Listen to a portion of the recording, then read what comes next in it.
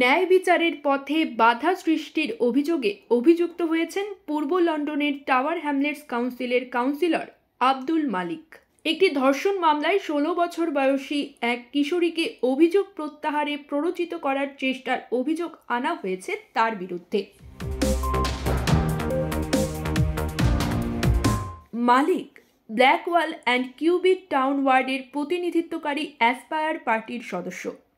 গত 23 জানুয়ারি তিনি অভিযোগকারী কিশোরীর বাবাকে যোগাযোগ করে তার মেয়েকে মামলাটি প্রত্যাহার করতে ও আসামিকে জেল থেকে মুক্ত করতে বলেন বলে অভিযোগ রয়েছে।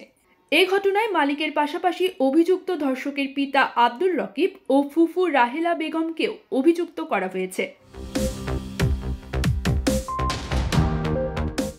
10 জানুয়ারি রাকিব ও বেগম কিশোরীটিকে ফোন করে মামলা প্রত্যাহারের চাপ দেন বলে জানা গেছে। 3 জনকে ন্যায় বিচারের পথে বাধা সৃষ্টির অভিযোগে টেমস ম্যাজিস্ট্রেট কোর্টে হাজির হতে বলা হয়েছে। আব্দুল মালিক 2022 থেকে টাওয়ার হ্যামলেটস কাউন্সিলের মানব সম্পদ কমিটির চেয়ারম্যান এবং লাইসেন্সিং কমিটির সদস্য। মেয়র লুৎফুর রহমানের নেতৃত্বাধীন অ্যাসপায়ার পার্টির সাথে তার সম্পৃক্ততা এই মামলায় রাজনৈতিক আবহ যোগ করেছে।